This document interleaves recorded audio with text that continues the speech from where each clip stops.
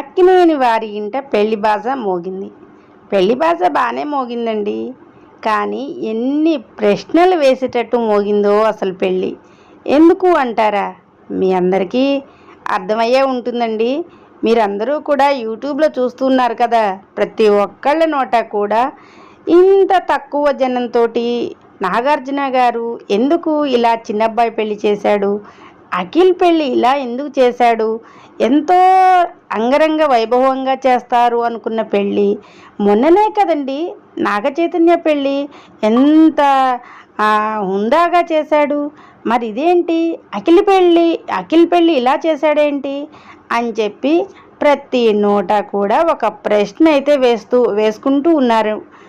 అది ఆ ప్రశ్న వేసే అవకాశం నాగార్జున గారు మరి ఎందుకు ఇచ్చారు, అది అయితే ఇంత నిడారంభరంగా ఎందుకు చేశాడు పెళ్ళి అని చెప్పి ఈ ప్రశ్న అయితే మళ్ళీ ఒక ప్రశ్న. పెళ్లి కూతురికి అంతా బాగానే ఉందండి. పెళ్లి కూతురిని మొత్తం మీరు అబ్జర్వ్ చేయండి, అంతా బాగానే ఉంది. మరి భాష్కం ఎక్కడండి అంటే మన సాంప్రదాయం కాదా పెళ్ళి? మన సాంప్రదాయం అంటే ఈ ఈ అమ్మాయి ఇంకెక్కడన్నా ఎక్కడి నుంచైనా వచ్చిందా అన్నట్టు ప్రతి నోట కూడా ఈ ప్రశ్న అయితే మొదలైంది. పెళ్లి జరిగిన దగ్గర నుంచి కూడా పెళ్లి సంతోషం కంటే కూడా నాగార్జున కుటుంబానికి చిన్న కోడలు ఎక్కడి నుంచి వచ్చింది, మన హిందూ సాంప్రదాయం కాకుండా ఎలా తెచ్చుకున్నారు కోడల్ని అని చెప్పి అందరూ కూడా అడుగుతూ ఉన్నారండి. అయితే మీరు ఏవి చేసినా కానీ మిమ్మల్ని ఫాలో అవుతూ ఉంటారు. మీ స్టైల్ కానీ మీరు ఏదైనా సినిమా తీస్తే నాగార్జున బాగా తీశాడు, పిల్లలు బాగా తీశారు అని చెప్పి నాగ చైతన్య దగ్గర నుంచి అఖిల్ దగ్గర నుంచి కూడా ఇలా ప్రేక్షకులకి చాలా మీరు దగ్గర అనమాట. అందువల్ల మీ ఇంట ఏది జరిగినా కానీ అది అందరికీ కూడా కొంచెం బాధాకరంగా ఉంటుంది. మంచి జరిగితే మంచి ఆలోచిస్తారు, చెడు జరిగినా కానీ అయ్యో ఇది జరిగింది అని చెప్పి అంత బాధపడతారండి. అంటే ప్రేక్షకులు మీరు సినిమా తీసినప్పుడు కూడా ప్రేక్షకులే మా దేవుళ్ళు అంటారు. సినిమా హిట్ అయిందనుకోండి, ప్రేక్షకులే మా దేవుళ్ళు అంటారు. అలానే మీ ఇంట ఏది జరిగినా కానీ ప్రతి ప్రేక్షకుడికి కూడా మనసు కొంచెం నొచ్చుకుంటుంది. అలానే ఈ అఖిల్ పెళ్ళి జరిగిన దగ్గర నుంచి కూడా ప్రతి ఒక్కళ్ళలో కూడా ఇదే నొచ్చుకుంటూ ఉంది. ఇందులో తప్పేం లేదు కదండి నొచ్చుకోవటంలో. అయితే అంతా బాగానే ఉంది.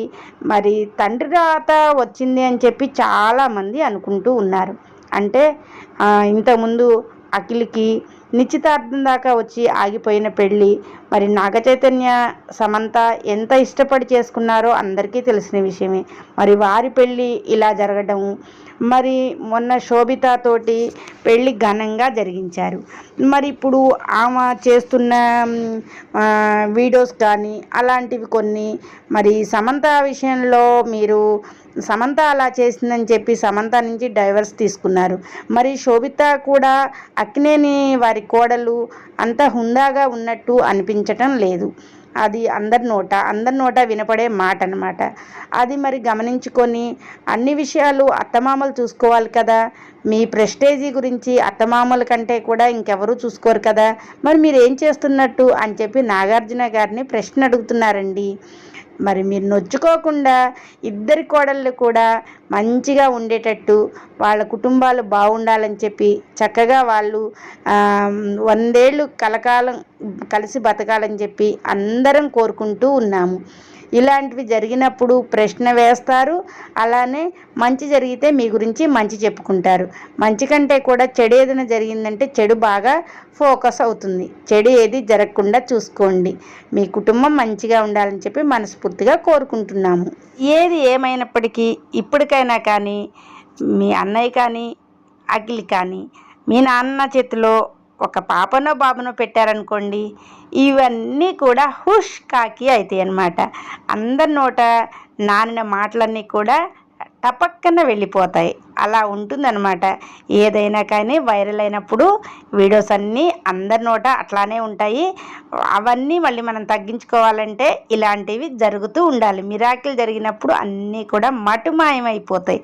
ప్రతి ఒక్కళ్ళ ఇంట్లో కూడా సమస్య ఉంటుంది. ఆ సమస్యను పరిష్కరించుకోవడమే మన గొప్పతనం. Thank you for watching. Akkineni కుటుంబంలో బోసినవ్వులు పండాలని చెప్పి కొడుకులు కోడళ్ళు వచ్చే మనవళ్ళు మనవరాళ్ళతోటి నాగార్జున గారు అమల మీరు సందడిగా ఉండాలని చెప్పి మనస్ఫూర్తిగా కోరుకుంటున్నాము.